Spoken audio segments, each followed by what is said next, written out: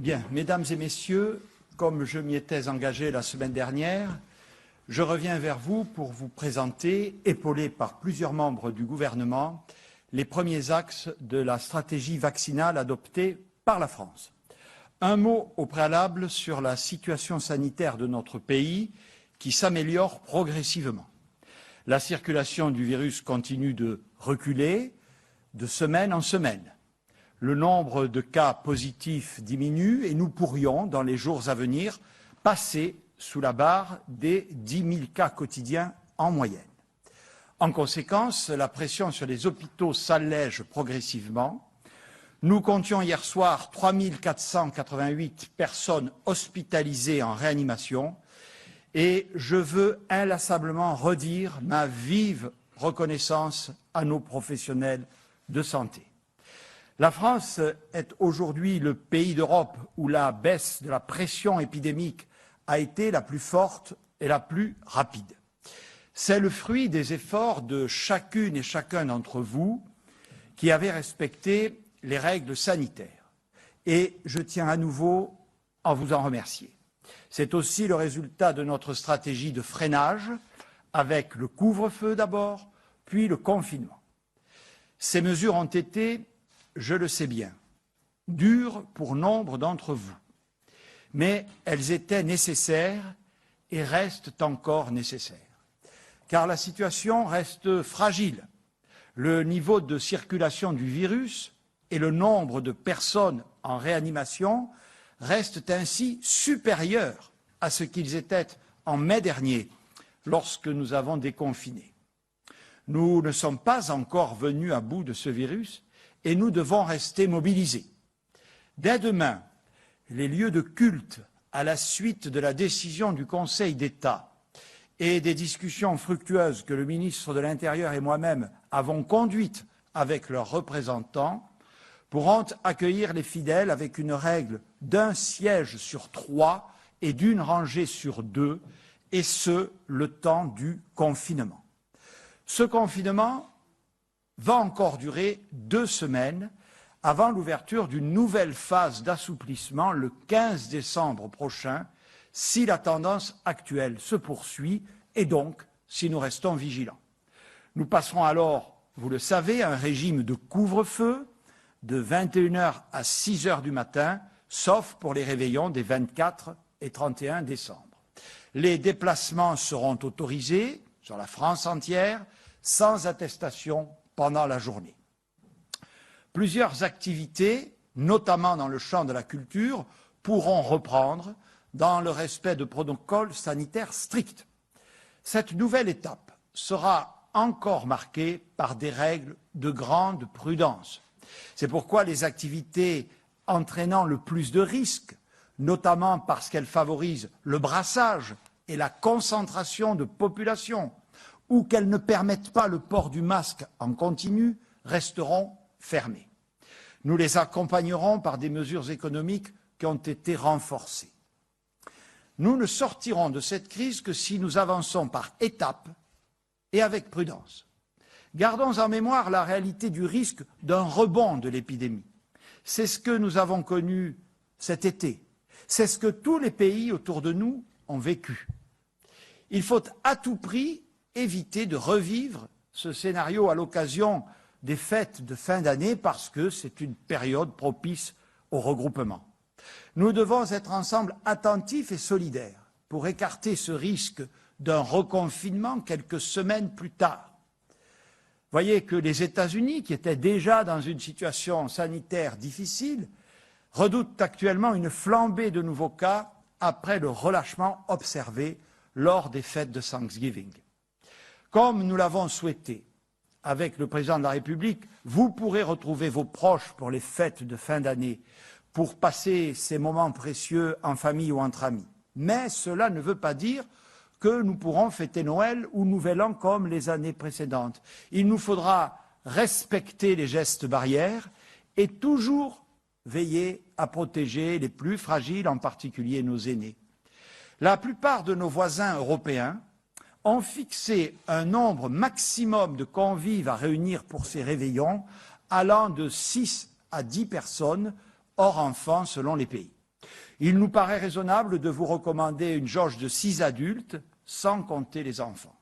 Nous avons saisi le Haut Conseil de santé publique pour préciser les préconisations complémentaires de prudence qu'il sera hautement souhaitable de respecter et l'avis est attendu en début de semaine prochaine. Ces résultats doivent être consolidés et nous permettre d'envisager l'avenir avec plus d'optimisme. Cet optimisme est renforcé par le lancement très prochain de la campagne de vaccination contre la Covid-19. L'arrivée du vaccin est une étape très importante dans notre combat collectif contre l'épidémie. C'est une arme supplémentaire à notre disposition qui va nous permettre de mieux nous protéger.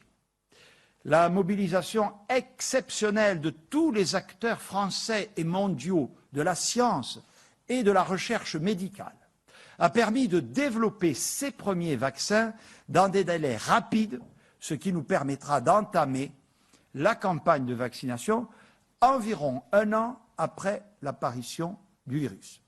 Pour autant, ce délai, qui peut sembler bref au regard de la durée habituelle de développement d'un vaccin, ne signifie en aucun cas que nous nous serions précipités au détriment de la sécurité sanitaire. C'est le fruit d'une mobilisation inédite et exceptionnelle de toute la communauté scientifique mondiale pour répondre à cette pandémie elle-même inédite et exceptionnelle. Cet effort de recherche sans précédent a porté sur plusieurs centaines de projets fondés sur des approches ou des techniques scientifiques différentes. Si tous ces projets n'aboutiront évidemment pas, beaucoup ont avancé suffisamment pour constituer des candidats sérieux dont certains sont engagés dans leur première phase d'essais cliniques. Nous entendrons dans un instant le professeur d'immunologie Alain Fischer qui nous présentera les différents vaccins en cours de développement, leurs différences technologiques et médicales, ainsi que les processus d'évaluation qui précèdent ce qu'on appelle leur autorisation de mise sur le marché. Dans les tout prochains jours et en toute hypothèse avant le 29 décembre prochain, l'Agence européenne du médicament se prononcera sur l'autorisation de mise sur le marché des 2 premiers vaccins les plus avancés, le vaccin Pfizer-BioNTech et le vaccin Moderna. Cette autorisation européenne obtenue, c'est une autorité sanitaire française, la Haute Autorité de Santé, qui se prononcera. Ces étapes constituent des garanties indispensables pour commencer à nous faire vacciner en France. Je sais que les questions que vous vous posez sont nombreuses et c'est normal. Est-ce que ces vaccins sont sûrs? Est-ce qu'ils sont efficaces? Y en aura-t-il assez pour tout le monde? Qui sera prioritaire pour l'accès au premier vaccin? Où pourra-t-on se faire vacciner? Et par qui? Et certainement bien d'autres questions encore. Nous essaierons de répondre à ces questions qui sont toutes importantes et légitimes. Certaines dépendent de décisions d'autorités scientifiques indépendantes, françaises ou européennes. Ainsi, la décision d'autoriser ou non un vaccin ne relève pas directement du gouvernement, mais appartient aux autorités scientifiques indépendantes qui sont en charge de l'évaluation des produits de santé.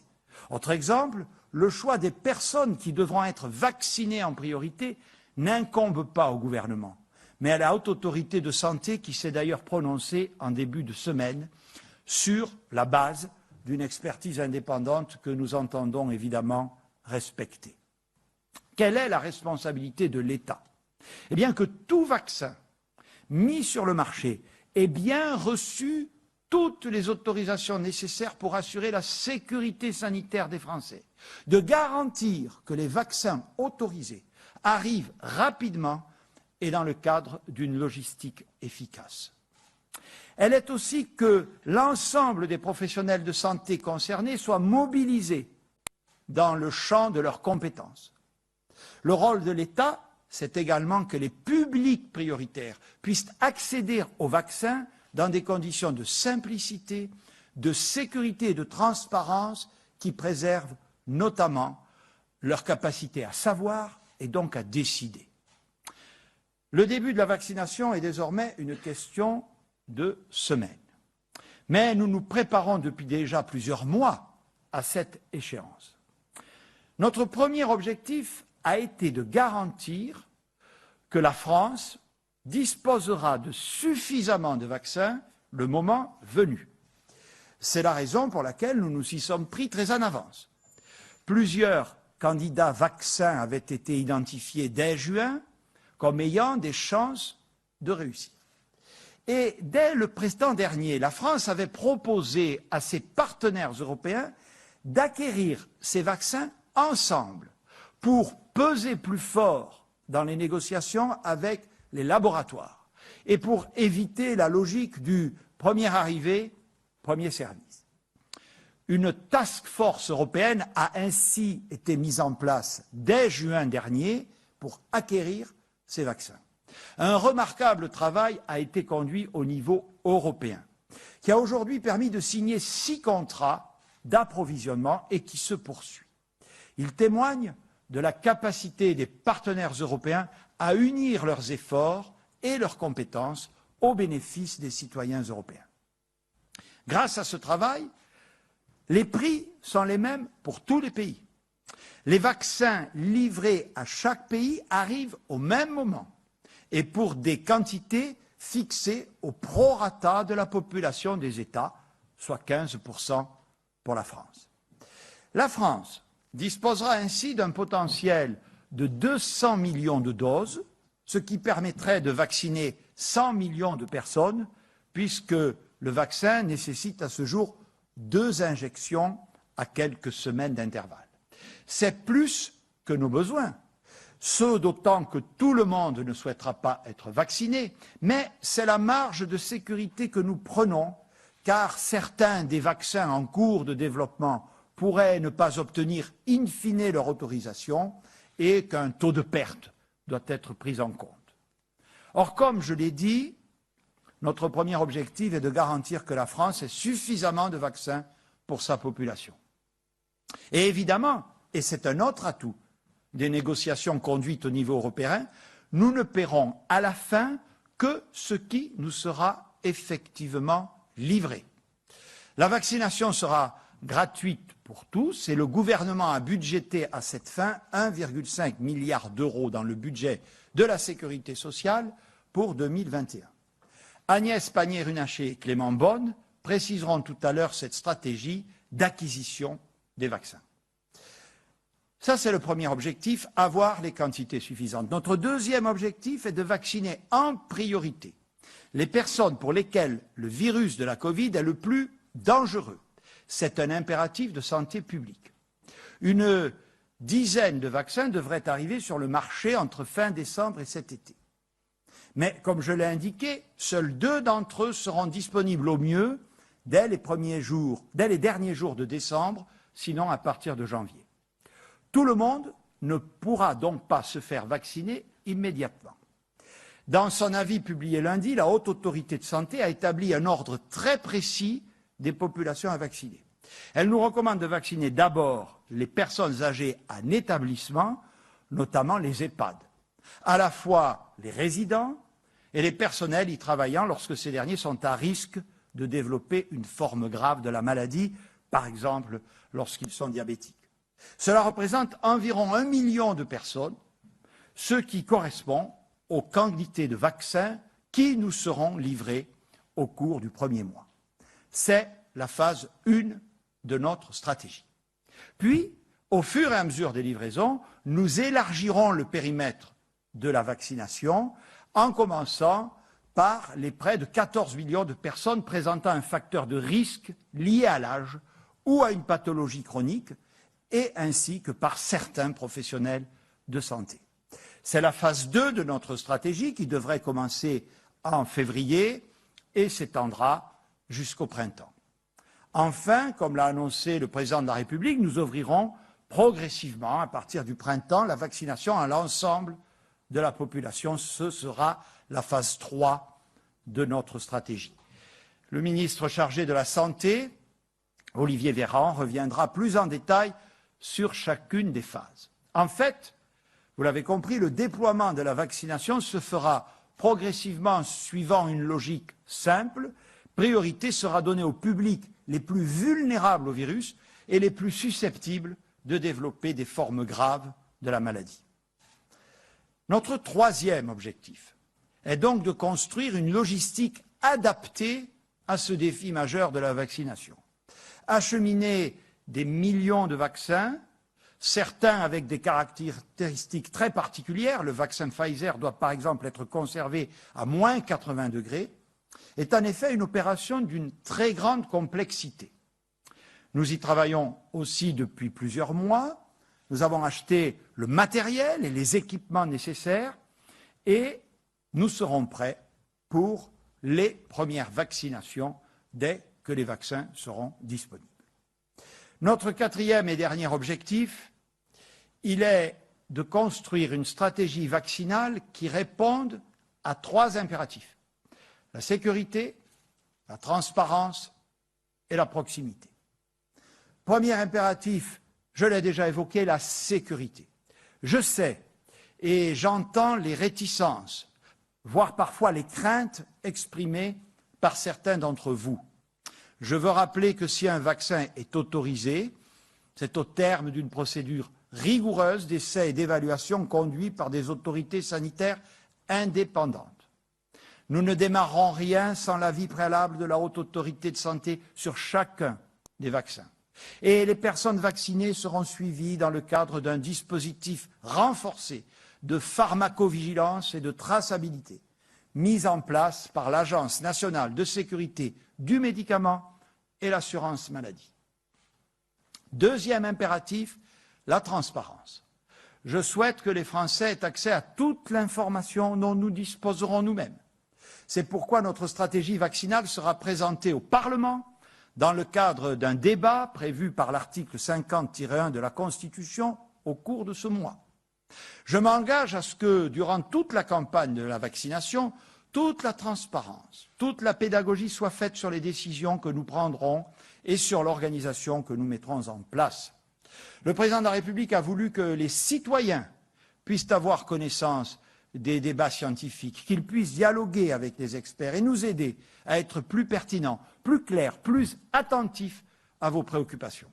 J'ai saisi à cet effet le Conseil économique et social environnemental afin qu'il organise et anime, c'est son rôle, l'association de la société civile et des citoyens à la conception et au suivi de notre stratégie vaccinale. Les collectivités territoriales seront également partie prenante, tant à l'élaboration de cette stratégie qu'aux modalités de son déploiement. Ce qui fait le lien avec la proximité.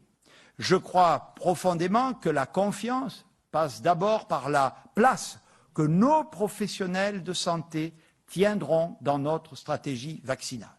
En particulier, il est souhaitable que le médecin généraliste soit au cœur du dispositif et en particulier le médecin traitant. Et plus généralement, c'est par l'implication d'un maximum d'acteurs de terrain dans les territoires que passera la réussite de la vaccination, surtout à partir de la phase 2. Chacun doit pouvoir se faire vacciner par un professionnel de santé à côté de chez lui, qu'il connaît et en qui il a confiance. Je cède tout de suite la parole au professeur Alain Fischer, professeur d'immunologie et chercheur en biologie, qui va vous préciser ce que nous savons sur le processus de sélection et d'évaluation que ces vaccins ont suivi pour être autorisés, et sur les modalités que nous instaurerons pour garantir le plus haut niveau de pharmacovigilance. Monsieur le professeur.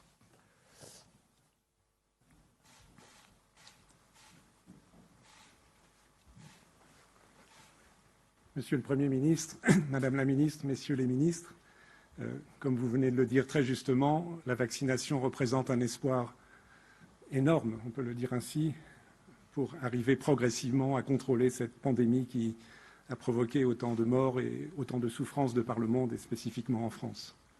Les nouvelles qui sont arrivées de par les industriels qui ont développé les premiers vaccins au décours des études cliniques d'efficacité et de sécurité au cours de ces 2-3 dernières semaines sont sur ce plan encourageantes et même, dans une certaine mesure, nous ont surpris par la qualité des résultats. Donc je vais brièvement les évoquer, mais avant de les évoquer, je voudrais néanmoins vous indiquer une notion de prudence. Je crois qu'il faudra conserver tout au long de l'élaboration que vous ferez de la politique concernant la stratégie de vaccination. C'est que, premièrement, pour l'instant, nous ne disposons que de communiqués de presse de la part des industriels. Nous attendons avec impatience, en tant que scientifique, j'attends avec impatience des publications scientifiques.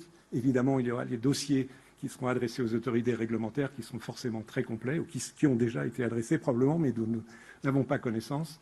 Deuxièmement, par définition, le recul à ce jour sur l'évaluation de la sécurité et l'efficacité de ces vaccins ne dépasse pas 2 à 3 mois, donc c'est encore bref, même si c'est très significatif.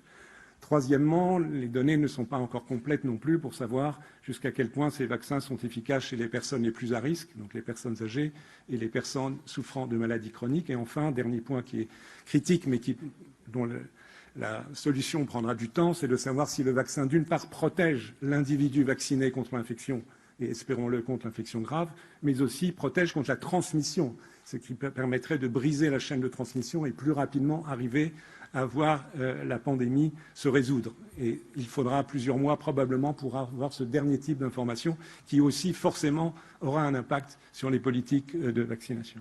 Donc aujourd'hui, nous avons information sur, disons, pour ce qui concerne la France, de 3 vaccins pour lesquels des essais de phase 3 ont été conduits et qui aboutissent sans doute, espérons-le, à une mise en pratique assez rapide des premières vaccinations.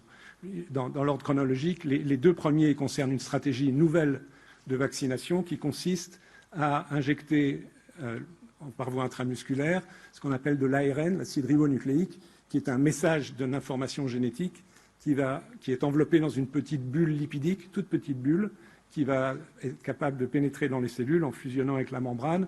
Et à l'intérieur des cellules intramusculaires, puisque l'injection est intramusculaire, cet ARN va permettre d'être traduit, c'est le terme consacré en science, en protéines. Donc ça sera la protéine dite d'enveloppe, la spike du virus, qui est la plus importante pour obtenir une réponse immunitaire. Et donc cette protéine étant exprimée, présente dans les cellules, elle induira une réponse immunitaire.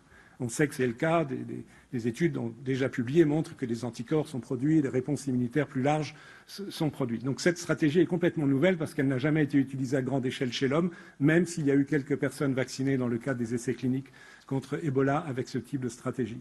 Donc le premier, c'est le vaccin de Pfizer et BioNTech, dont les premiers résultats ont été annoncés, avec une efficacité donc, dans la période de temps que j'ai indiquée, qui dépasse 90% et avec apparemment une protection également contre les formes graves de l'infection. Donc ce sont de très bonnes nouvelles, sauf d'autant qu'il n'a pas été signalé pour l'instant d'événements indésirables significatifs au cours des 2 à 3 mois qui suivent la vaccination. Donc c'est évidemment un espoir important avec les incertitudes que j'ai mentionnées tout à l'heure. Les aspects logistiques ont été mentionnés, je n'y reviens pas. Malheureusement, ce vaccin a besoin d'être conservé au froid. L'ARN est très fragile et donc ce qui complique l'approche logistique. Mais donc ce vaccin devrait, si les autorisations de l'Agence européenne puis l'évaluation française par l'HAS est positive, pouvoir commencer à être utilisé pour vacciner les personnes dans les EHPAD, comme cela a été indiqué tout à l'heure. Le deuxième vaccin qui suit de près est celui de la société Moderna, qui est fondé sur la même technologie, avec à peu près les mêmes résultats pour ne pas être trop long, et donc qui va suivre logiquement avec les possibilités de disposer de ce vaccin, si, encore une fois, l'évaluation réglementaire est satisfaisante. Ensuite vient une autre stratégie vaccinale qui repose sur des petits virus que nous connaissons bien, qui s'appellent les adénovirus, qui sont des virus banaux qui donnent des infections respiratoires, des rhumes, enfin, qui sont sans gravité. Donc on peut modifier ces virus au laboratoire. Cela s'est fait déjà depuis de nombreuses années avec d'autres objectifs médicaux. Cela s'est fait dans le cadre de la vaccination contre Ebola avec un certain succès. Donc ce n'est pas stricto sensu une technologie tout à fait nouvelle. Et donc la société AstraZeneca, à partir de travaux de l'université d'Oxford, a développé un tel vaccin et a fait état de résultats qui indiquent globalement que sur les personnes vaccinées, environ 10 000, comparé au groupe contrôle, à peu près un taux de protection de 70%. Alors, il y a quelques incertitudes autour de ce vaccin qui font qu'il ne sera probablement pas mis en œuvre tout de suite. Non pas apparemment des incertitudes de sécurité, mais l'évaluation de l'efficacité est un tout petit peu biaisée par des sous-groupes je ne vais pas entrer dans les détails. Donc, sans doute, ce vaccin sera utilisable s'il est absolument validé en termes de ses résultats d'efficacité à côté de la sécurité, mais pas tout de suite. Et il faut savoir que viendront plus tard dans l'année, en courant 2021, 2 autres types de vaccins qui je l'espère, apporteront aussi une contribution à la politique vaccinale, à la possibilité de vacciner. Le troisième est une technologie plus classique qui consiste à faire produire par des cellules la protéine d'intérêt, en l'occurrence toujours cette fameuse protéine spike, de l'associer à un adjuvant lipidique et de l'injecter par voie intramusculaire. C'est notamment la stratégie choisie, une des stratégies choisies par Sanofi, mais il y a également une société américaine qui est en train de mener des essais de phase 3 dont on attend des résultats au printemps.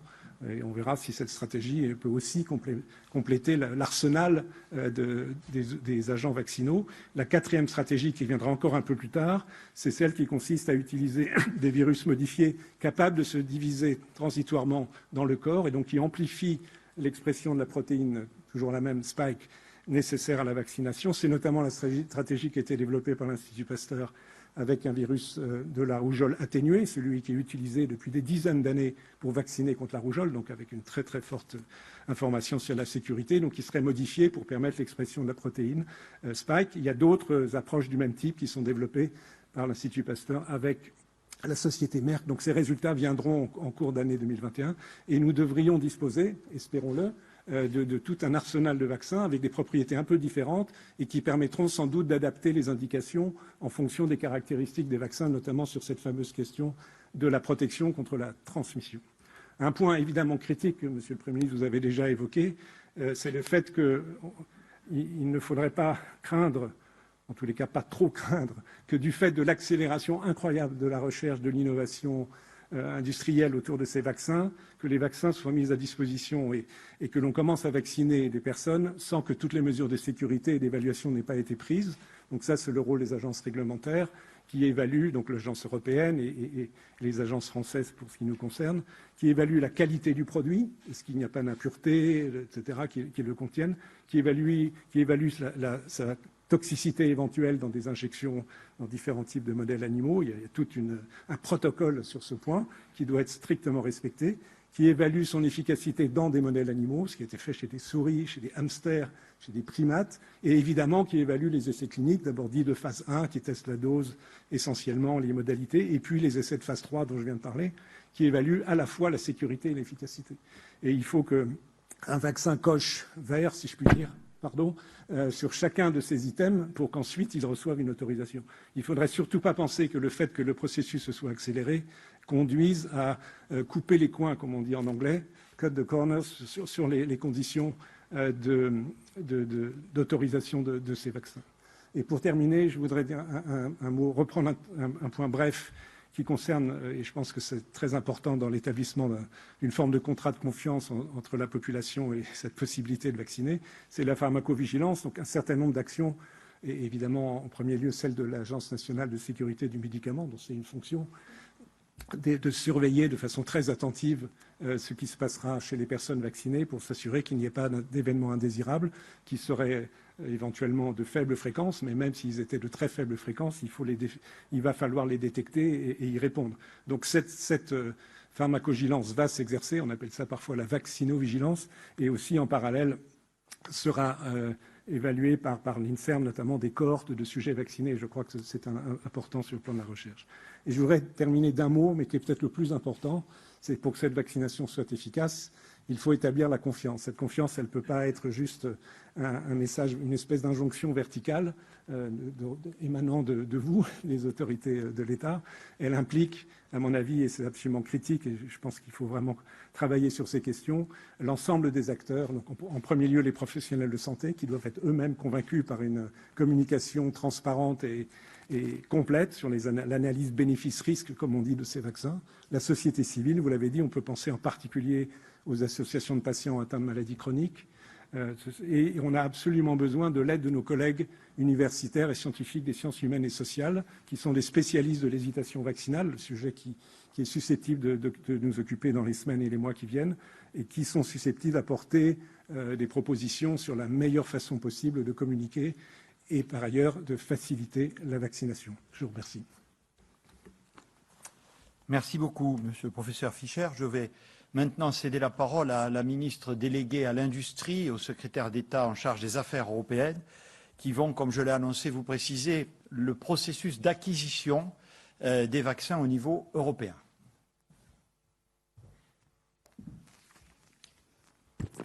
Merci, Monsieur le Premier ministre. Bonjour à toutes, bonjour à tous. Comme cela a été dit, en avril dernier, sous l'impulsion du Président de la République, la France a formé une coalition avec l'Allemagne, avec l'Italie, avec les Pays-Bas, pour négocier avec les laboratoires pharmaceutiques. Notre enjeu était d'anticiper l'accès aux vaccins pour les 27 États membres et de sécuriser nos approvisionnements.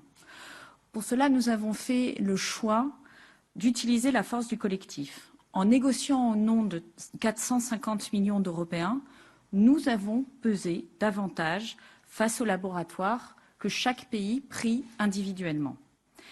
En utilisant la force du collectif, nous avons également évité une course contre-productive entre pays et nous avons garanti un vaccin accessible à tous, au même prix et au même moment, y compris aux pays dont la population est moins nombreuse. Dès le mois de juin, cette initiative a porté ses fruits avec la signature d'un premier préaccord. Elle a été institutionnalisée sous la forme d'une task force européenne associant la Commission européenne et 6 pays, dont la France, qui ont directement pris part aux négociations futures. Nous avons retenu une stratégie ciblant les candidats vaccins sur la base de 3 critères. Premier critère, nous avons privilégié les candidats vaccins les plus prometteurs scientifiquement.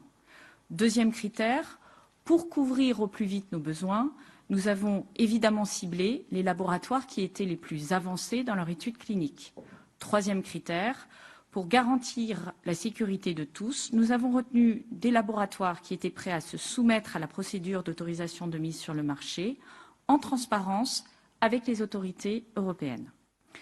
Tous les candidats vaccins ont été soumis à un comité scientifique d'évaluation de ces candidats vaccins, réunissant des experts venus d'horizons différents, présidé par Marie-Paule Chieni, dont la compétence est reconnue internationalement. Dans ce cadre, nous avons ciblé plusieurs laboratoires et plusieurs types de solutions vaccinales. Ce choix était d'autant plus nécessaire qu'il s'agissait d'anticiper la possibilité qu'un ou plusieurs candidats vaccins, voire types de candidats vaccins, puissent connaître un échec. Et vous l'avez compris, la validation, c'est l'autorisation de mise sur le marché. C'est ça qui indique que nous avons un succès. Une fois ces critères scientifiques et médicaux remplis, nous nous sommes employés à sécuriser industriellement notre approvisionnement. Pour cela, nous avons obtenu que la production des vaccins soit assurée quasi intégralement sur le sol européen et notamment en France. Nous avons fait en France l'inventaire de nos capacités de production sur le territoire national, dialogué avec l'ensemble des sous-traitants de l'industrie pharmaceutique pouvant être mobilisés. Notre approche est européenne et les entreprises présentes en France doivent pouvoir contribuer à cet objectif de sécurisation de la production des doses. Les 2 premiers vaccins pouvant obtenir une autorisation de mise sur le marché seront donc en partie fabriqués en France. C'est le cas de BioNTech avec Delpharm sur un site en Eure-et-Loire et de Moderna avec Recipharm sur un site en Indre-et-Loire. Ce sera aussi le cas du vaccin fabriqué par Sanofi. Depuis juin, comme l'a indiqué Monsieur le Premier ministre, nous avons donc conclu avec l'Union européenne 6 contrats de préachat de vaccins correspondant pour la France à un potentiel de près de 200 millions de doses, ce qui correspond pour l'Union européenne à plus d'1 milliard de doses. De nouvelles négociations ont été entamées avec d'autres candidats vaccins prometteurs. La France, dans ce processus, a été directement impliquée dans l'ensemble des négociations et plus particulièrement chargée de la négociation de 3 contrats. Sur chaque contrat, la répartition des doses entre pays européens se fera au prorata de la population des pays. Donc 15% des doses livrées à l'Union européenne seront pour la France. Cela signifie que pour 100 millions de doses livrées par un laboratoire, 15 millions de doses seront réservées à la France.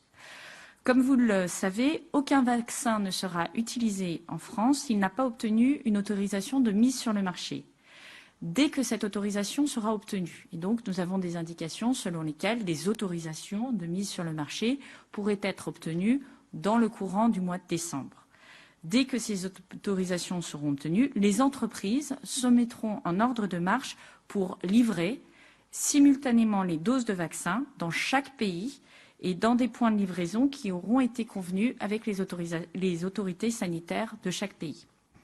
Dans les semaines qui viennent, nous nous assurerons de la bonne exécution des contrats et du suivi de la montée en charge de l'industrialisation de chacun des vaccins qui auront été mis sur le marché. Merci beaucoup, Monsieur le secrétaire d'État en charge des affaires européennes.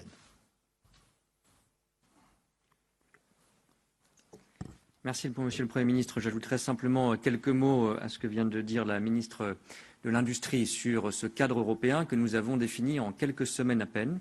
Et je crois que cela montre qu'on a été capable de bâtir de manière très tangible un début d'Europe de la santé qui a fait tant défaut au début de cette pandémie dans cette réponse nécessaire à la crise sanitaire.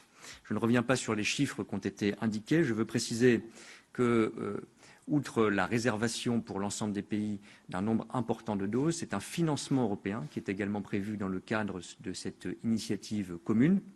Déjà près de 2 milliards d'euros sont mobilisés sur le budget européen pour acquérir les doses de vaccins, plus de 1,5 milliard évoqués par le Premier ministre et par Agnès Pannier-Runacher. D'autres contrats, un 7e notamment plus particulièrement, sont en discussion. Je veux aussi préciser, puisque une certaine confusion a pu s'installer, qu'il n'y a pas eu d'avantage conféré au Royaume-Uni à l'occasion du Brexit dans les décisions qu'il a prises, puisqu'il est entièrement soumis jusqu'au 31 décembre au cadre européen et qu'il a fait le choix de certaines procédures accélérées. Nous avons fait le choix du collectif, comme cela a été rappelé, de la rapidité et de la sécurité. Je crois que c'est ces trois piliers ensemble que nous devons tenir dans ce cadre européen et ne pas juger la situation sur une accélération délibérée ou sur un seul vaccin, mais comme l'a rappelé le Premier ministre, sur un ensemble de vaccins qui construisent notre stratégie. Je veux dire d'un mot qu'au-delà de cette stratégie d'acquisition de vaccins, c'est précisément une Europe de la santé qui se met progressivement et rapidement en place. Nous avons aussi, depuis le mois de septembre, harmonisé un certain nombre de critères sanitaires qui permettent de définir les zones à risque en Europe. Nous avons commencé à faire l'acquisition de matériel commun en matière de tests, d'équipements de protection et de respirateurs, par exemple. Certains de ces matériels, d'ailleurs, bénéficient d'ores et déjà à la France dans cette phase de l'épidémie. Nous avons organisé, en coopération européenne, un certain nombre de gestes concrets de solidarité dans les deux sens, par exemple le transfert de malades. Et puis, nous l'avons vu sur les mesures sanitaires de fin d'année, notamment sur la question sensible, par exemple, de nos stations de ski. Nous activons une coordination européenne qui commence, là aussi, à porter ses fruits. Mais nous devrons aller plus loin à partir de ces premiers gestes ou de ces premières initiatives pour bâtir sur ce qui a marché dans cette initiative vaccinale particulièrement. Et c'est le sens de ce qu'a proposé la Commission européenne et que nous soutenons, de construire dans les mois qui viennent une véritable agence européenne en matière de santé qui pourra soutenir des efforts de recherche accélérés. Et puis pour la suite des difficultés sanitaires éventuelles ou pour d'autres pandémies, mieux préparer nos efforts collectifs et coordonnés au niveau européen. Donc nous avons ici une stratégie d'Europe payante qui nous protège et qui assure la rapidité, la sécurité et l'efficacité. Merci beaucoup. Je vais maintenant et enfin passer la parole à notre ministre des Solidarités et de la Santé, Olivier Véran, pour lui demander un peu d'entrer dans le détail opérationnel de notre stratégie vaccinale. Monsieur le ministre de la Santé.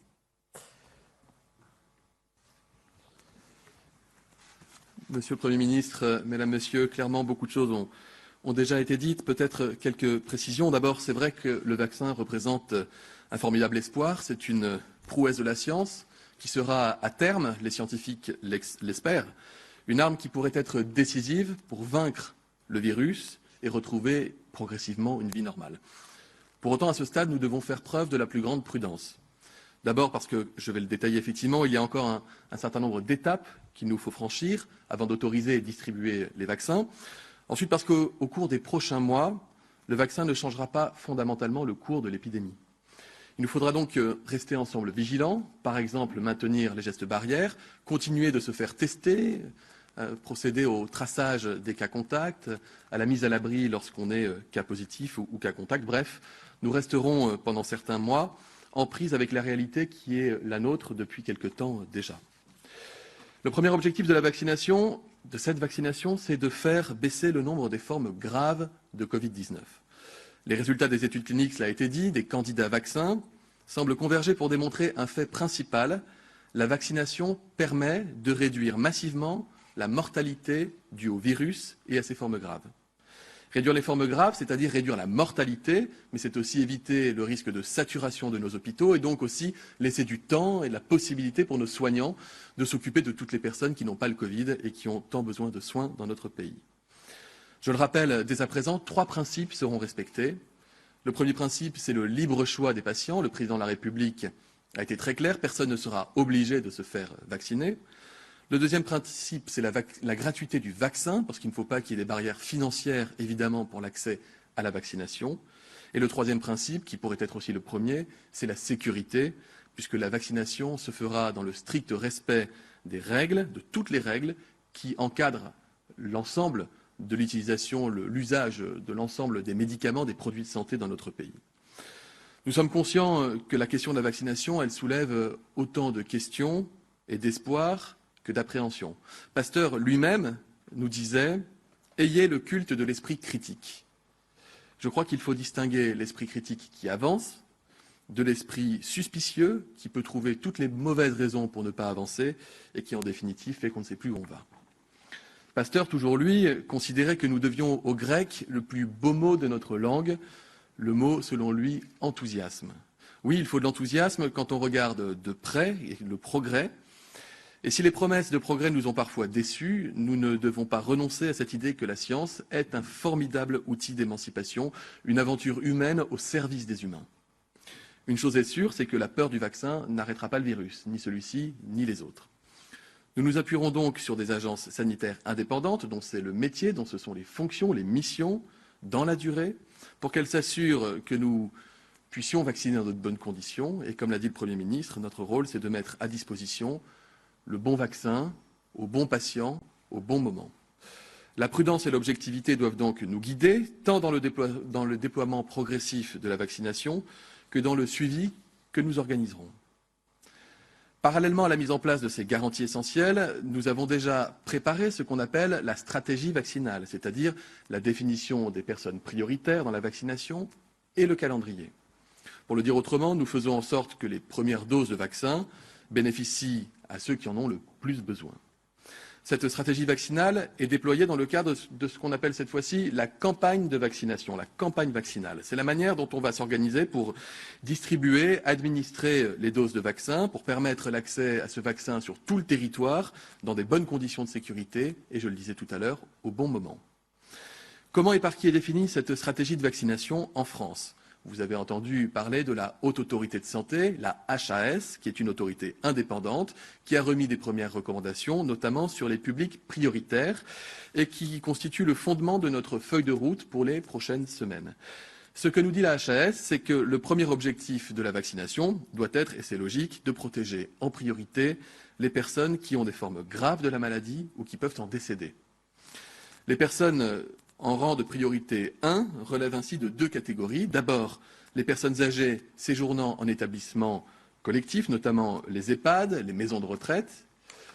Vous allez me dire pourquoi est-ce qu'une personne âgée de 80 ans serait plus facilement vaccinée en premier temps si elle vit en EHPAD que si elle vit à la maison. Eh bien, ce que nous dit également la HAS, c'est que la vie en collectivité expose au risque de virus, puisque, on le sait, nous l'avons vu au cours des 2 vagues épidémiques, lorsque le virus rentre dans une maison de retraite, rentre dans un EHPAD, hélas, la plupart du temps, il ne va pas faire qu'un malade, il va en faire plusieurs, et cela peut conduire à de nombreux décès. C'est pour cela que la Haute Autorité de Santé recommande de les prioriser. Deuxième public prioritaire, les personnels de santé de ces établissements en contact avec les personnes âgées, lorsqu'eux-mêmes présentent une vulnérabilité ou liée à leur âge, ou liés à leur état de santé avec ce qu'on appelle des comorbidités, c'est-à-dire des maladies qui les exposent à des risques de formes graves. Par la suite, cette cible sera élargie progressivement, d'abord aux personnes âgées de plus de 75 ans, puis de plus de 65 ans, puis aux professionnels des secteurs de la santé ou du secteur médico-social âgés de 50 ans et plus et présentant des comorbidités. Au-delà de cette deuxième étape, la cible vaccinale sera progressivement élargie. En suivant ces indications de la HAS, nous allons donc avoir une vaccination progressive en 3 étapes qui apparaît sur la vignette, la diapositive, à compter de début janvier 2021, on l'espère, moment auquel nous devrions disposer des premiers vaccins autorisés et livrés, si tout se passe bien. Dans un nombre encore limité de doses, cela a été dit, nous proposerons donc la vaccination aux personnes âgées hébergées en établissement, notamment évidemment dans les EHPAD, mais également aux professionnels de santé à risque exerçant dans ces établissements. Ça correspond à environ 1 million de personnes.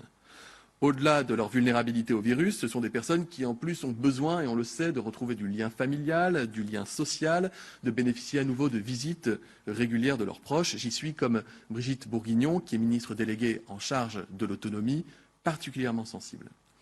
Cette campagne sera spécifique dans son organisation et son parcours, j'y reviendrai, parce qu'elle se déroule en établissement et avec un vaccin, le fameux Pfizer-BioNTech, qui se conserve dans des conditions très spécifiques de température, vous l'avez entendu, moins 80 degrés. Entre février et mars 2021, selon le calendrier effectif des autorisations de mise sur le marché et de livraison des vaccins suivants, c'est-à-dire le Moderna et le AstraZeneca notamment, nous pourrons passer à la vaccination des publics prioritaires suivants, toujours définis par la Haute Autorité de Santé, c'est-à-dire, je le disais, les personnes âgées de 75 ans et plus, puis les personnes âgées de 65 ans et plus, les professionnels de santé et médico-sociaux âgés de 50 ans et ou vulnérables, de par leur comorbidité. Cette fois-ci, on parle quand même de 14 millions de Français. Enfin, dès que cette deuxième phase sera achevée, nous entamerons alors la 3e phase de la campagne vaccinale, cette fois-ci, ce qu'on appelle la campagne grand public, en élargissant encore le public visé. Ce sera le temps de la vaccination, si je puis dire, de masse, avec, cette fois-ci, seront concernées les personnes âgées de 50 à 64 ans, les professionnels des secteurs essentiels au fonctionnement du pays en période épidémique, vous l'imaginez, le personnel de sécurité, d'éducation, qui travaille dans l'alimentation, les personnes vulnérables et précaires et les professionnels qui les prennent en charge, les personnes qui vivent dans des hébergements confinés ou des lieux clos, et enfin le reste de la population majeure. Dès la première étape et plus encore lors de la vaccination grand public, nous mettrons l'accent sur ceux qui sont au cœur de toute campagne de vaccination et qui sont les plus à même d'avoir une relation de confiance avec les Français. Vous avez compris, je veux évidemment parler des professionnels de santé et en premier lieu des médecins et en premier lieu des médecins généralistes. Nous allons nous appuyer fortement sur les médecins de notre pays. Je le répète, à ce stade, compte tenu des incertitudes qui entourent le calendrier des autorisations, les dates peuvent être amenées à bouger. Ce sont les références que nous nous donnons pour nous organiser et ne pas perdre de temps le moment venu. Nous sommes entrés dans la phase de l'organisation et de la planification de la première étape vaccinale. Je le dis, cela constitue un défi logistique immense, au-delà de ce que notre pays a pu connaître par le passé. Le vaccin Pfizer-BioNTech, qui arrivera en premier et sera donc destiné aux établissements pour personnes âgées, mais également les personnes âgées en situation de handicap dans des hébergements collectifs, sous la houlette de Sophie Cluzel, secrétaire d'État en charge, présente des caractéristiques particulières, puisqu'il doit être stocké à moins 80 degrés, je le disais. Et une fois décongelé, il nous faut pouvoir l'administrer aux patients en moins de 5 jours. C'est avec ces contraintes qu'il va nous falloir viser une livraison de plus de 10 000 établissements collectifs d'hébergement de personnes âgées. Tout cela rend nécessaire d'avoir une organisation bien huilée, bien spécifique. Par exemple, des supercongélateurs, nous en avons déjà commandé, j'en ai déjà parlé, mais également, vous l'imaginez, des seringues, des aiguilles, du matériel de protection, des moyens de transport et des moyens logistiques spécifiques, vu ces conditions de conservation. Il y aura par ailleurs 2 circuits complémentaires pour plus de sécurité. Un circuit principal de distribution qui va s'appuyer sur les acteurs qui ont l'habitude d'acheminer des médicaments, même dans des conditions difficiles, et notamment les vaccins. Ce circuit sera destiné aux EHPAD. Un second circuit s'appuiera, lui, sur une centaine d'établissements hospitaliers bien répartis sur tout le territoire national et évidemment dans les territoires ultramarins, et qui visera cette fois-ci à approvisionner les établissements hébergeant des personnes âgées qui sont directement en lien avec ces hôpitaux. Dans la deuxième moitié du mois de décembre, ce circuit logistique sera testé à blanc, éprouvé à travers des opérations qui seront conduites. Quelques mots sur le parcours patient. Les personnes prioritaires se verront proposer en amont de la vaccination une consultation médicale. Il s'agira de vérifier l'état de santé de la personne, d'éventuelles contre-indications à la vaccination. Il s'agira d'informer la personne sur les bénéfices-risques du vaccin, pourquoi est-ce qu'on lui propose ce vaccin et pourquoi est-ce qu'on lui propose dans ces conditions, et puis recueillir son consentement pour la vaccination. Cette consultation médicale pourra, dans certains cas d'ailleurs, donner lieu tout de suite à la vaccination lorsque c'est envisageable. S'agissant des résidents en EHPAD, évidemment, les familles seront associées étroitement à cette procédure médicale, d'autant plus d'ailleurs si les personnes âgées en perte d'autonomie ne sont pas capables de donner leur consentement dans les meilleures conditions. Précision utile, le vaccin Pfizer-BioNTech nécessite 2 injections qui doivent être réalisées à 21 jours d'écart avec une petite marge de 2-3 jours. Donc il faut, en même temps qu'on réalise la première injection, déjà prévoir la seconde injection de ce vaccin. Et puis en aval de la vaccination, mais vous l'imaginez bien, un suivi sanitaire, un suivi médical sera garanti, assuré pour les personnes qui auront été vaccinées. Nous disposons pour cela de tous les circuits de veille sanitaire, de vigilance, qui recueillent les effets indésirables, qu'ils soient bénins, moyens, sévères. Et tout cela, évidemment, nous permettra d'avoir ce suivi en population réelle. Pour résumer, si je suis résident en EHPAD, un médecin va venir me voir, ou peut-être en téléconsultation, vérifiera mon état de santé, me proposera, le cas échéant, d'être vacciné, recueillera mon consentement après s'être assuré que j'ai tout compris.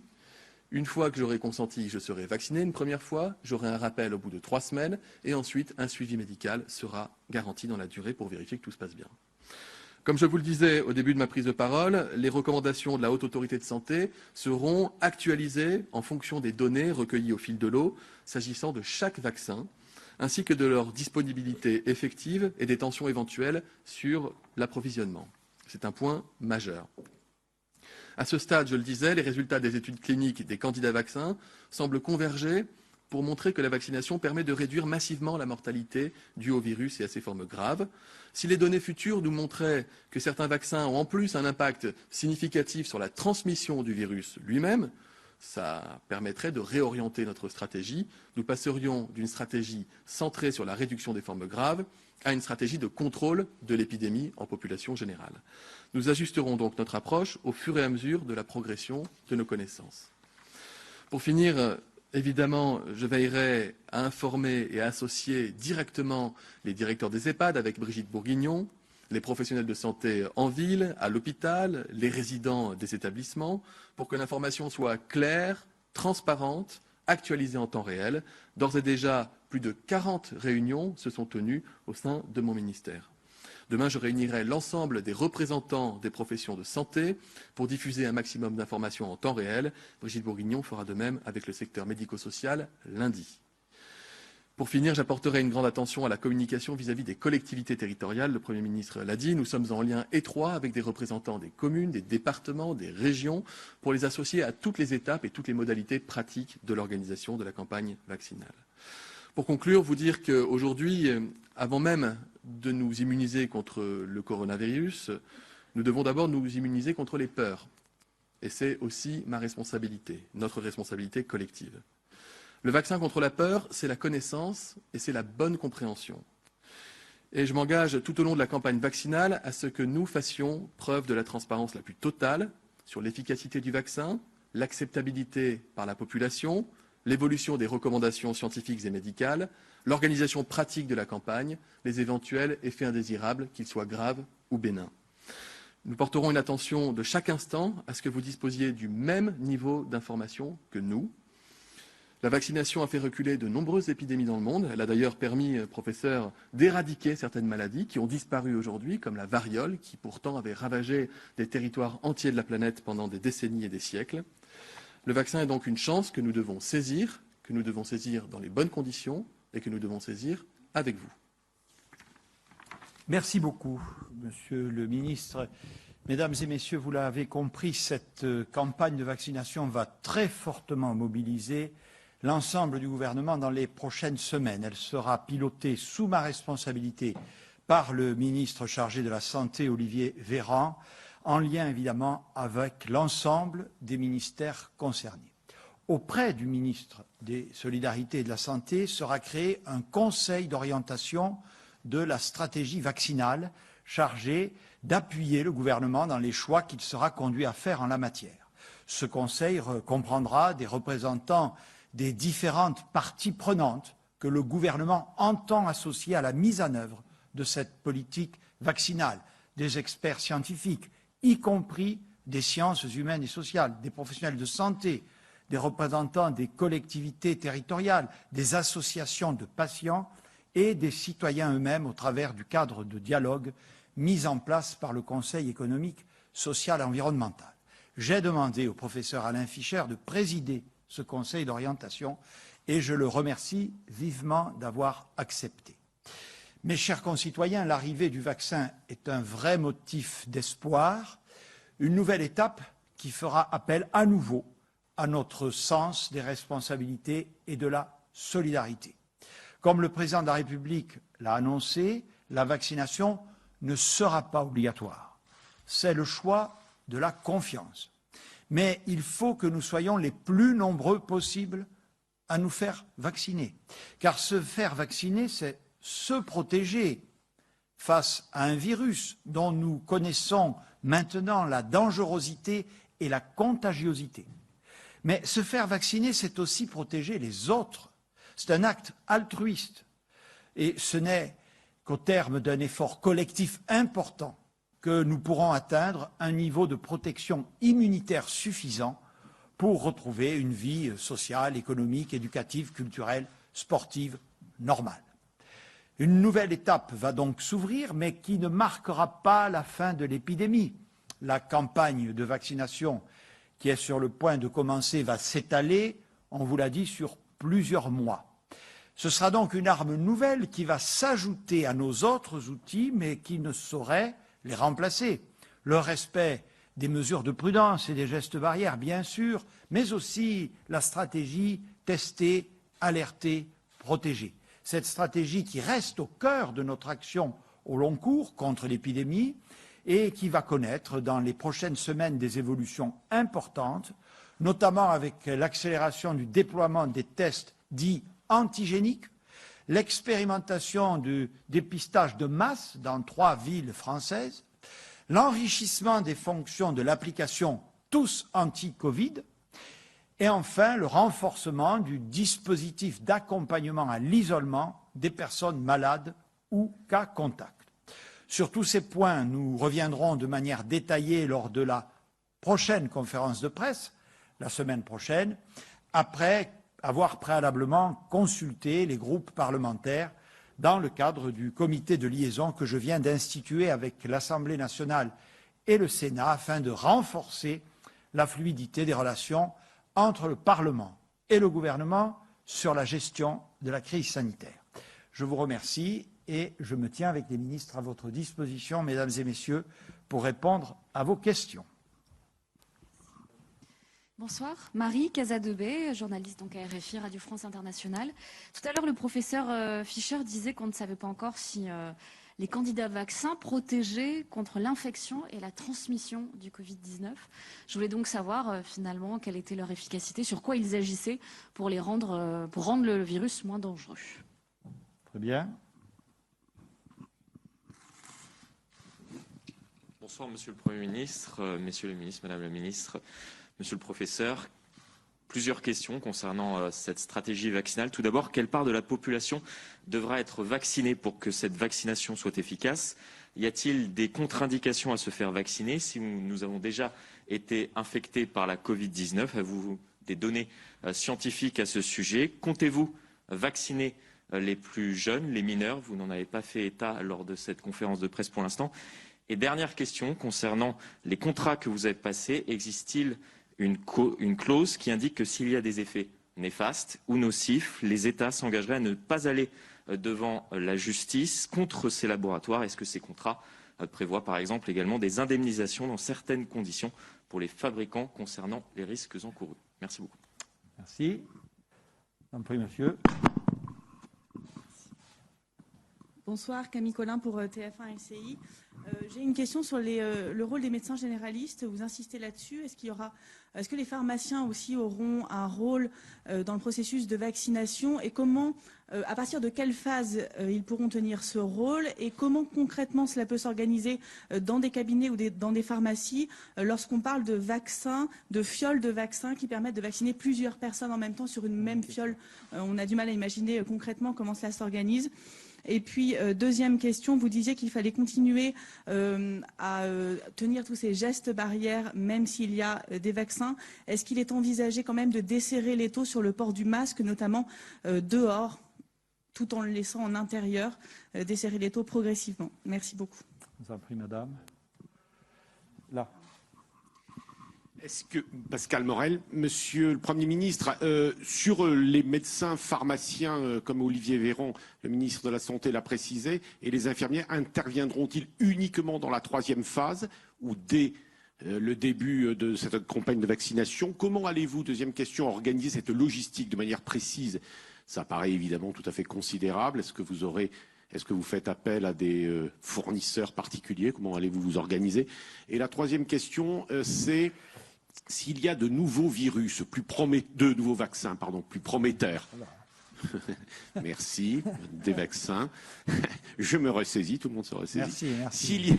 Merci, Pascal. S'il y avait de nouveaux vaccins plus prometteurs, est-ce que vous adapterez votre stratégie d'achat? Parce qu'évidemment, vous dites que vous en achetez 200 millions, mais s'il s'avérait que qu'il y avait des vaccins plus prometteurs, est-ce que vous modifierez votre stratégie d'achat? Merci.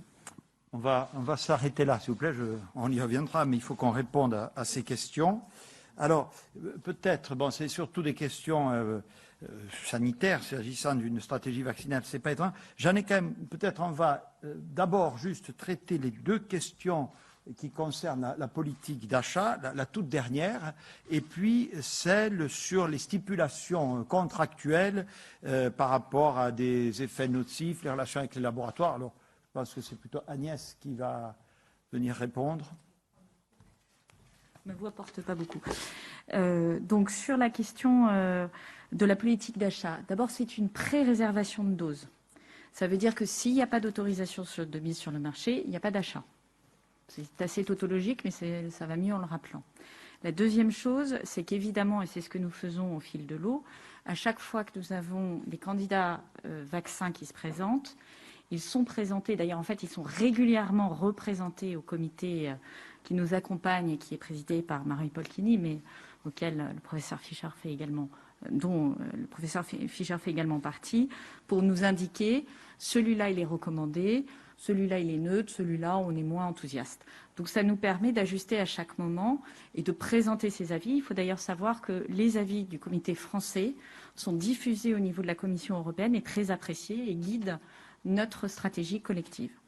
Et donc c'est comme ça que nous avons entamé de nouvelles discussions avec des candidats vaccins assez prometteurs dans les phases 1, mais on est encore en phase 1. Sur la question de l'indemnisation, alors il y a une loi, il y a même une directive européenne qui a été retraduite en français, dans la loi française, et qui est très claire, c'est que le producteur est responsable du dommage causé par un défaut de son produit, qu'il soit ou non lié par un contrat avec la victime, et les clauses qui viseraient à écarter cette limitation ou à limiter la responsabilité du fait de produits défectueux sont interdites et réputées non écrites. Donc de ce point de vue-là, quelle que soit la manière dont on voudrait imaginer de rédiger les contrats, la responsabilité des laboratoires pharmaceutiques est effectivement encadrée. Ensuite, comme nous l'avons fait sur d'autres situations, nous avons créé en France l'ONIAM, qui est un organisme qui vise à indemniser des patients qui auraient eu une difficulté, un dommage médical, dont la responsabilité n'est pas imputable au laboratoire. Et évidemment, dans ce cas, comme dans d'autres cas, l'ONIAM pourra venir en appui des patients français. Alors, la question sur que se passe-t-il s'il y a des nouveaux vaccins qui apparaissent, c'est ça, en cours de route, par rapport et qui seraient plus efficaces que ceux que nous aurions précommandés. Bien ça, M. Morel? Et donc là, alors ça, c'est plutôt une adaptation de la stratégie vaccinale. Donc c'est à moitié achat, à moitié stratégie vaccinale. Comme vous l'avez compris, comme il y a plusieurs phases, il y a une montée en puissance.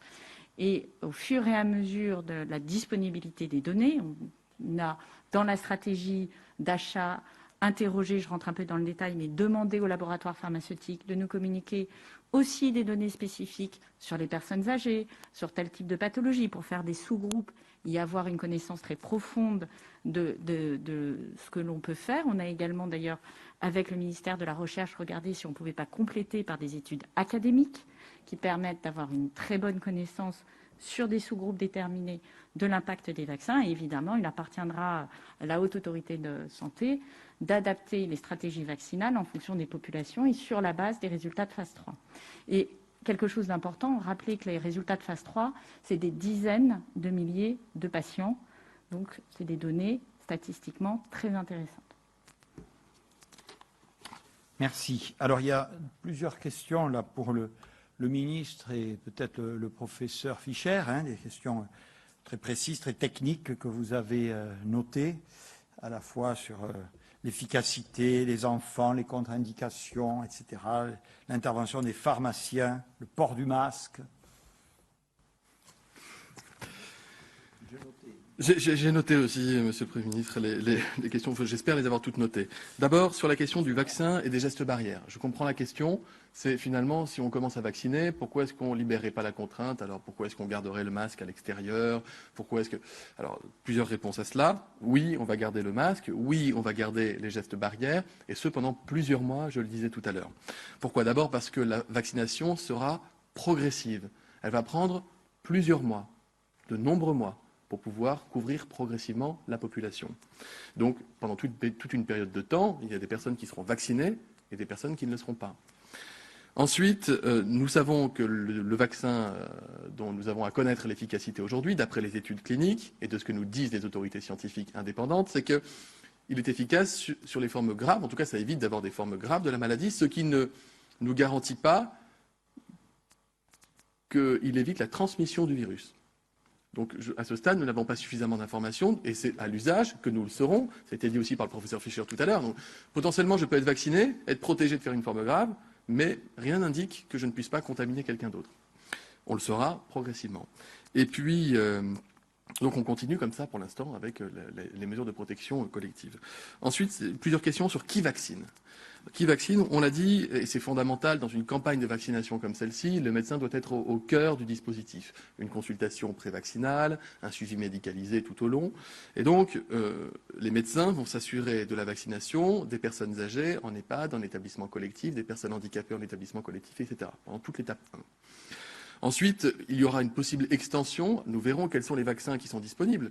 Si nous devons utiliser le vaccin Pfizer-BioNTech qui se conserve à moins 80 degrés pour commencer à vacciner, entre guillemets, en ville, il est probable, je mets des guillemets, que nous privilégierons les endroits type maison de santé pluridisciplinaire, centre de santé, où plusieurs médecins, plusieurs professionnels de santé sont rassemblés, permettant d'avoir un flux de patients justifiant de vacciner dans ces sites. Et puis, l'extension vers la médecine de ville se fera de plus en plus forte à mesure que les nouveaux vaccins arriveront et que les publics grandiront de personnes qui sont à vacciner.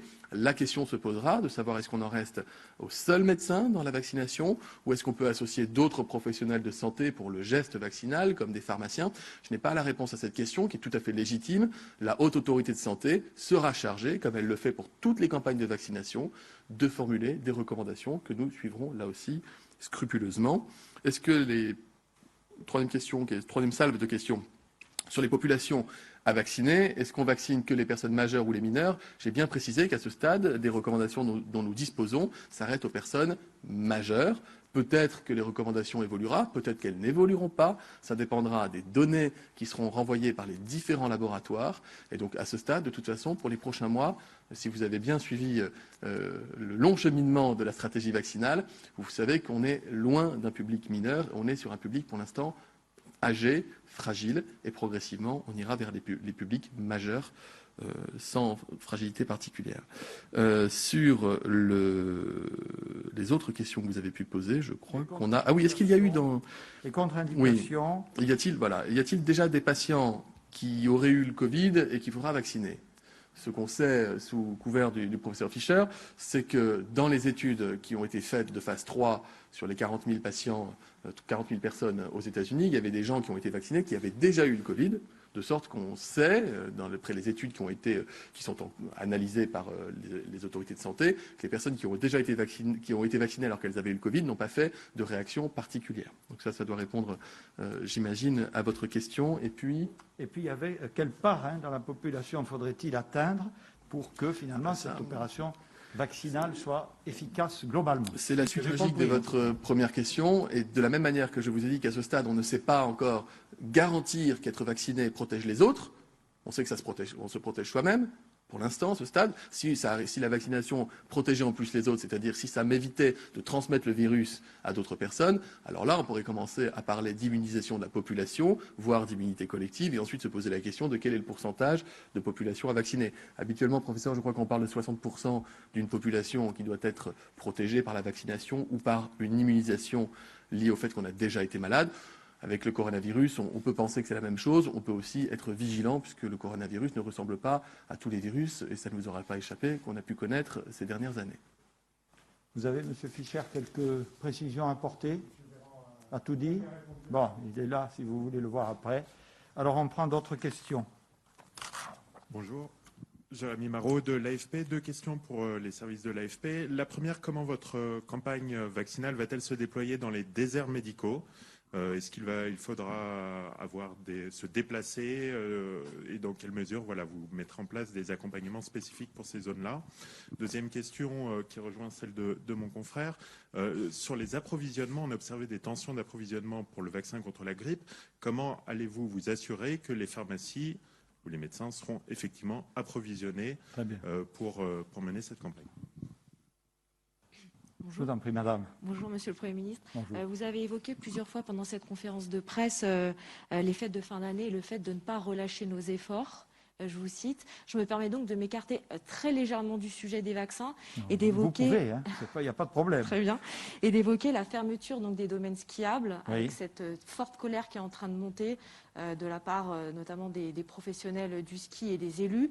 Ma question est-ce que vous entendez cette colère et est-ce que vous seriez prêt à revenir sur votre décision de fermer les domaines skiables pendant Noël? Merci. Très bien, merci. Bonsoir, monsieur le Premier ministre, monsieur, madame les ministres. Professeur Jacques Serret, journaliste à RTL. Vous l'avez dit, la vaccination ne sera pas obligatoire. Est-ce que cela vaut aussi pour le personnel des EHPAD? Et une seconde question, présentez-vous officiellement le professeur Fischer comme le monsieur vaccin du gouvernement? Et si oui, pourquoi n'est-ce pas monsieur Louis-Charles Viossa qui avait été un temps pressenti pour cette fonction? Merci. Okay. Bonsoir, Laureline Dubuet au journal La Croix. 2 questions pour moi. D'abord, est-ce que vous pourriez détailler, s'il vous plaît, le calendrier du Conseil citoyen? Et la deuxième serait de savoir si l'armée viendra en appui logistique du coup de ces sociétés privées dont vous parliez. Merci.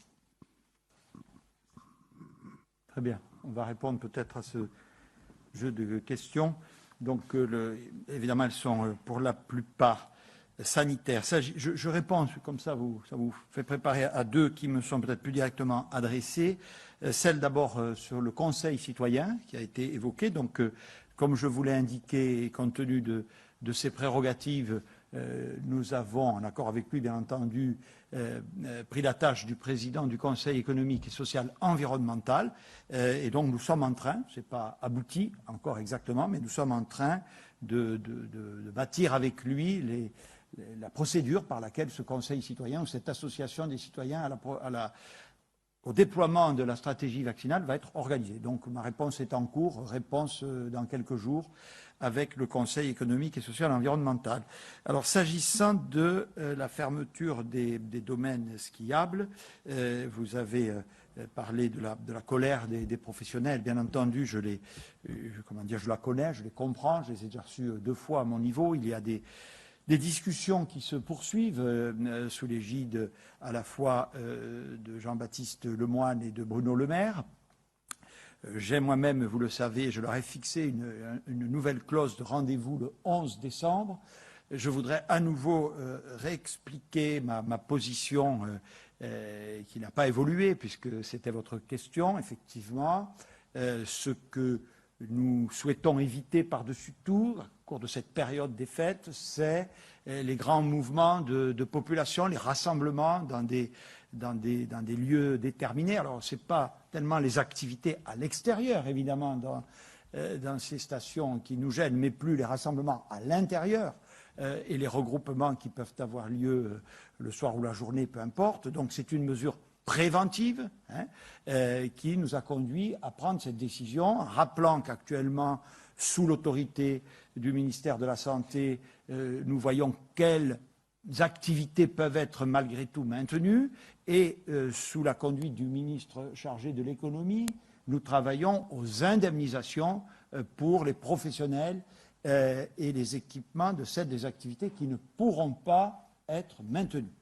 Donc voilà, c'est encore une fois, je le rappelle à tous, je le redis, quand on veut éviter la propagation d'une épidémie et qu'on doit prendre des mesures dites de freinage parce que cette propagation est forte, il nous faut prendre des mesures préventives, quelle que soit à la limite la qualité des protocoles sanitaires qui encadrent les lieux ou les activités concernées pour éviter, encore une fois, à la source, les déplacements, les rassemblements de population. Je rappelle, on a quelques chiffres dans les stations de ski normales, la population sur un lieu déterminé peut être multipliée jusqu'à 7 ou 8.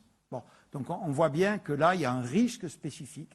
Et j'observe d'ailleurs, je vous en informe, même si ce n'était pas tout à fait votre question, puisque parmi les motifs de colère que j'entends, et encore une fois, que je comprends parfaitement, je me permets de rappeler que je suis moi-même un élu de la montagne.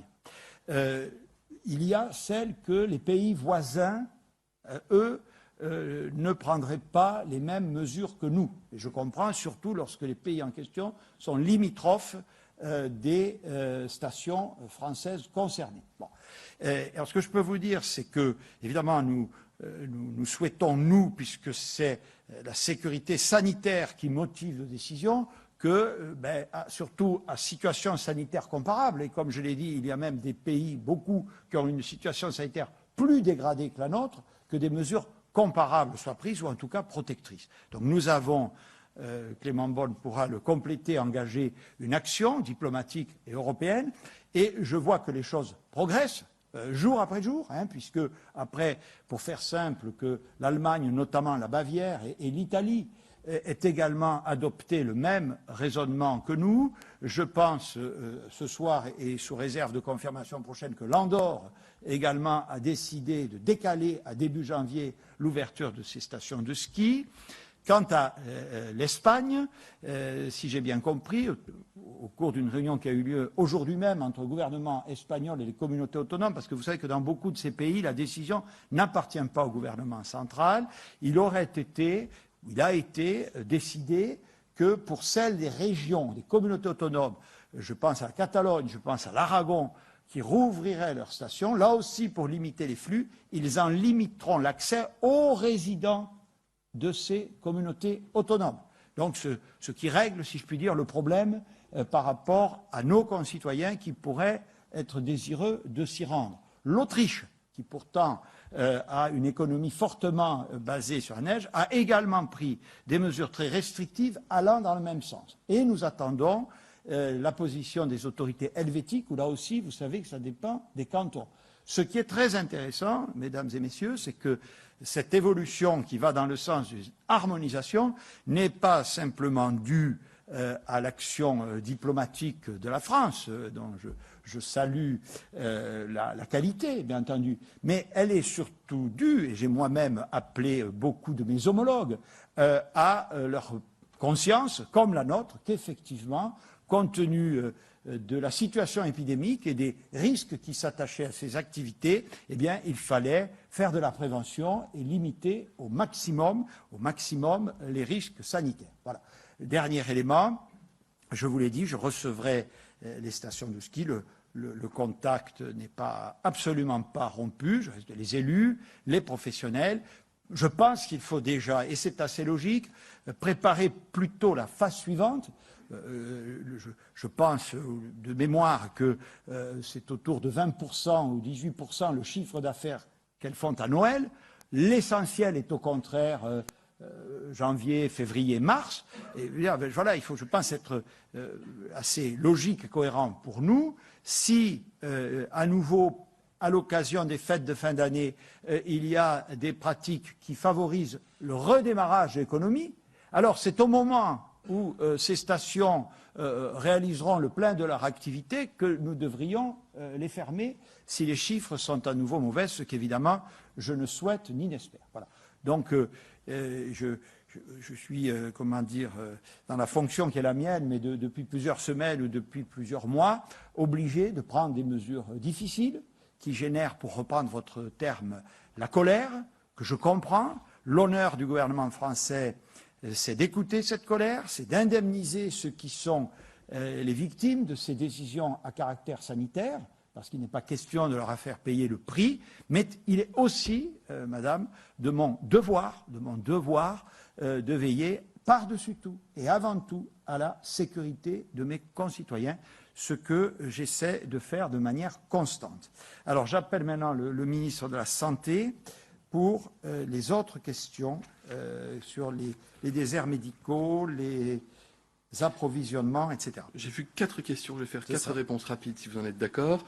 Sur la question des déserts médicaux, je rassure tout de suite, nous avons prévu une organisation logistique stratégique qui permettra de couvrir l'ensemble des EHPAD, établissements pour personnes âgées du territoire national, en métropole et en Outre-mer. Nous n'avons pas à séquencer les choses. Alors ça ne veut pas dire que tout le monde sera vacciné évidemment le même jour. Vous comprenez bien que 10 000 établissements nécessitent d'avoir des équipes, mais l'ensemble du territoire doit être couvert. Lorsque nous passerons à l'étape en médecine de ville, s'il y a lieu notamment d'aider des personnes âgées qui ne pourraient pas se déplacer facilement, nous avons d'ores et déjà reçu la proposition d'aide de collectivités, comme les régions par exemple, mais nous avons aussi la possibilité d'avoir des équipes mobiles. Tout cela fait partie de la stratégie, je dirais, de rang 2, non pas parce que ce serait moins important que le rang 1, mais parce que ça vient un peu plus tard dans la campagne vaccinale. S'agissant de l'approvisionnement en vaccins, il est territorialisé, il est réalisé au prorata des populations à vacciner. J'ai parlé de 100 établissements de santé. Il y a également une dizaine de plateformes de stockage de vaccins dont vont partir des véhicules qui ont l'habitude de transporter des produits de santé, y compris dans des conditions je dirais draconiennes, comme des conditions très froides, comme pour le vaccin Pfizer-BioNTech, qui vont ensuite aller sur des plateformes logistiques de pharmacie, puis dans les pharmacies, etc. On sait faire cela. Ce qui est différent, c'est que la conservation à moins 80 degrés, à partir du moment où on décongèle, on reconstitue le produit pour en faire le vaccin, alors on a un nombre de jours limité pour pouvoir vacciner, et que le conditionnement fait que les vaccins seront par 5 ou par 10 dans un même flacon selon les vaccins considérés, ce qui nécessite évidemment d'avoir aussi cela en tête en termes de chantier d'enjeux logistiques. Vous imaginez bien qu'on ne se lance pas dans la campagne vaccinale sans avoir anticipé toutes ces réflexions. La vaccination sera non obligatoire pour tous, je l'ai dit, en plus s'agissant des personnes résidentes en EHPAD. Non seulement on va s'assurer que les personnes soient consentantes pour la vaccination, après les avoir informées, leur avoir expliqué, vérifié qu'il n'y avait pas de contre-indication, mais en plus, si une personne en EHPAD n'est pas en état de donner son consentement de par son état de santé, sa fragilité, notamment cognitive, alors on s'attachera à informer la famille, à recueillir le consentement de l'entourage proche, comme on a l'habitude de le faire en médecine. Il n'y a pas de lieu d'imaginer une seconde qu'on aille traiter humainement différemment les personnes selon qu'elles soient en EHPAD ou qu'elles ne le soient pas. Si vous aviez une interrogation, je vous rassure. Et puis sur la question du pilotage, le Premier ministre l'a rappelé, je suis le pilote interministériel de la stratégie de vaccination contre le Covid, de sécurisation des conditions de son déploiement opérationnel sur le territoire. Pour cela, je m'appuie sur une équipe interministérielle que je remercie, qui est mobilisée depuis des mois. Cette équipe est animée par Monsieur Viossa, qui est inspecteur général des affaires sociales. C'est une équipe qui n'a pas de rôle décisionnel, ni dans les commandes, encore moins dans les achats de vaccins, qui n'a pas de rôle non plus scientifique, mais qui a un rôle logistique, notamment les étapes dont nous avons parlé, c'est-à-dire l'identification des centres en France dans lesquels stocker les vaccins, le matériel nécessaire pour la préparation des vaccins. Je vous fais grâce des détails sur la graduation des micro-seringues et le calibrage des aiguilles, mais tout cela nécessite évidemment un travail logistique. C'est une équipe qui opère en cela sous ma responsabilité au ministère de la Santé, et le professeur Fischer a été présenté comme le président du comité d'orientation de la stratégie vaccinale en charge des questions scientifiques. Donc voilà, les choses sont très claires. Allez, on prend 2 questions de plus et on s'arrête. Bonjour, Hélène Bonnet pour LCI TF1. Vous parliez de transparence et de donner confiance aux citoyens. Allez-vous, vous, Monsieur le Premier ministre et les membres du gouvernement, vous faire vacciner pour montrer l'exemple? Et autre question, sans lien avec la situation sanitaire, pour vous, Monsieur le Premier ministre, on a appris hier soir le décès du président Valéry Giscard d'Estaing. Quelle image conserverez-vous de lui à titre personnel?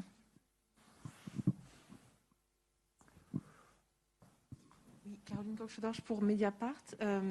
J'aimerais savoir pour quelles raisons vous avez exclu les centres de vaccination, ça a été le choix de l'Allemagne, qui ont certes mauvaise réputation depuis la campagne de 2009, mais qui ont peut-être l'avantage d'efficacité vu les contraintes logistiques. Et la deuxième question, c'est est-ce que vous pouvez nous en dire plus sur le dispositif de pharmacovigilance renforcée, sur la possibilité d'identifier les effets indésirables graves le plus rapidement possible et d'agir vite. Voilà.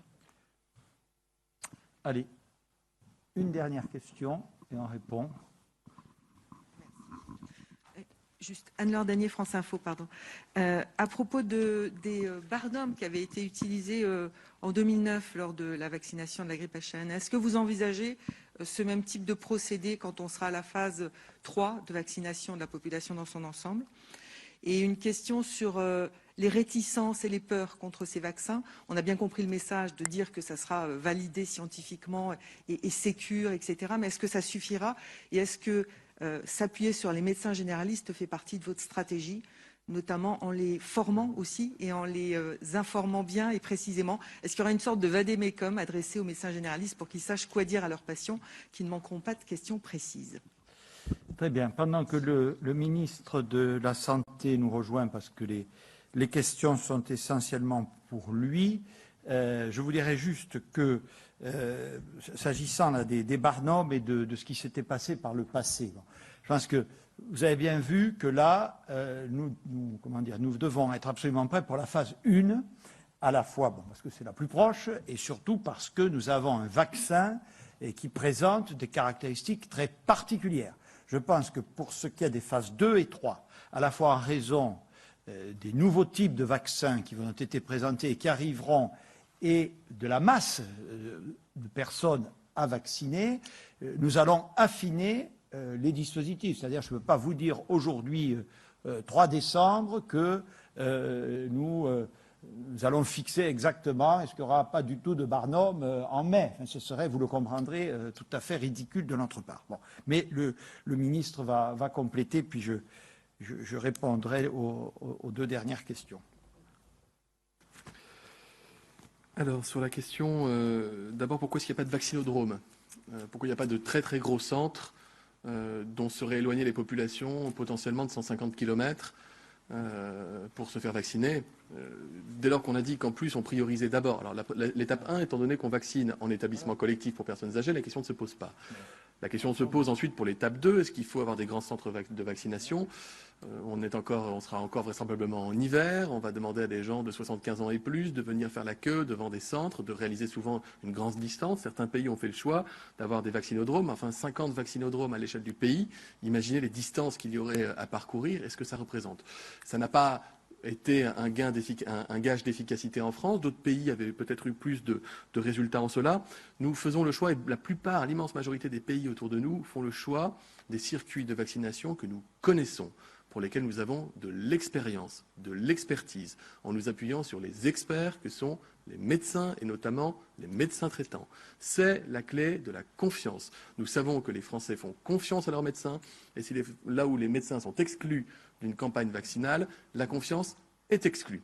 nous les associons, et ce n'est pas la seule raison, évidemment, c'est aussi parce que nous voulons que les personnes puissent être vaccinées dans des bonnes conditions, donc avec des éléments qui sont connus. Ce qui n'exclut pas d'avoir des petits centres de vaccination, en lien d'ailleurs avec les collectivités territoriales, qui peuvent proposer d'identifier des endroits dans lesquels des médecins pourraient venir, ou d'autres professionnels pourraient venir participer à la vaccination. Ça viendra peut-être plus tard.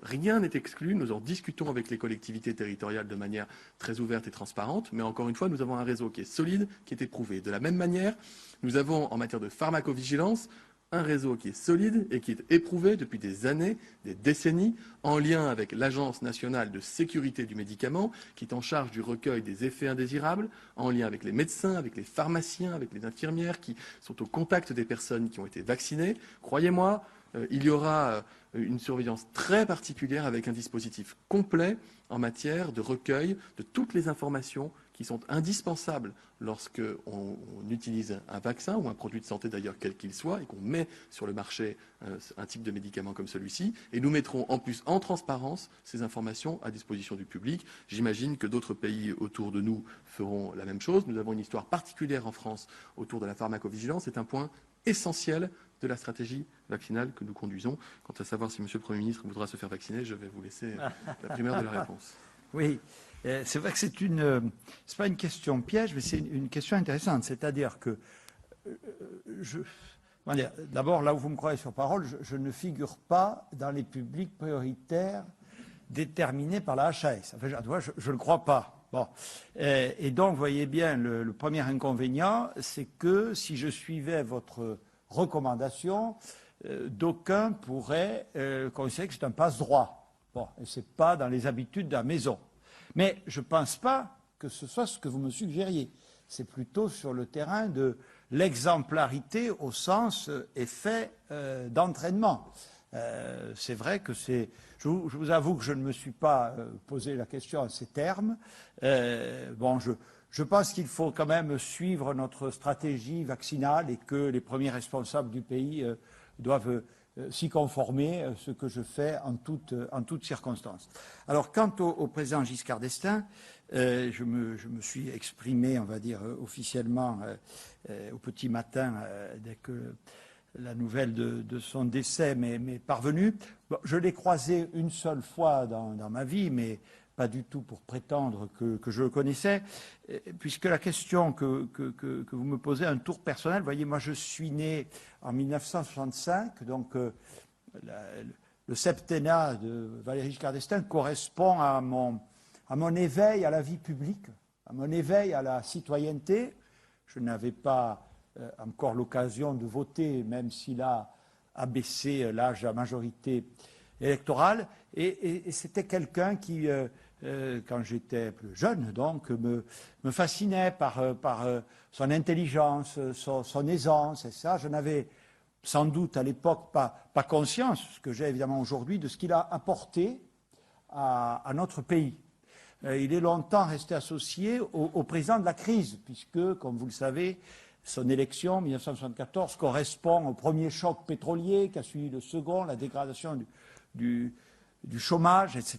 Bon, à laquelle il a fait face de façon absolument déterminée. Mais voilà, je pense que, j'ai dit, c'est un homme de liberté. Voilà, il symbolisait cette grande tendance libérale de la France à laquelle il a apporté, là non plus, je ne vous rappellerai pas les grandes lois qu'il a faites voter. Je parlais des jeunes, on peut parler des femmes. Je vous rappelle aussi que c'est lui qui a autorisé la saisine du Conseil constitutionnel par l'opposition. Ça a été à l'époque une réforme, comme toujours, dont on a peu parlé et qui a eu pourtant sur l'équilibre de nos institutions un effet tout à fait significatif. Et puis je le revois, je garde l'image de l'Européen. Je revois très bien la première campagne au Parlement européen avec la figure emblématique de Simone Veil qu'il avait choisie pour la conduire. Je le revois beaucoup avec le chancelier Helmut Schmidt, faisant l'Europe monétaire, s'inscrivant, je dirais peut-être même donnant ses lettres de noblesse à ce couple franco-allemand qui lui a largement survécu, jusqu'encore aujourd'hui, entre le président Macron et la chancelière, prenant cette initiative remarquée de la relance européenne. Voilà, c'est C'est un peu le père de tout ça, Valéry Giscard d'Estaing. Voilà, un homme intelligent, élégant, un homme d'État. Donc, j'essaie de m'en inspirer. Voilà, c'est sans doute le meilleur hommage qu'on puisse lui rendre. Je vous remercie beaucoup.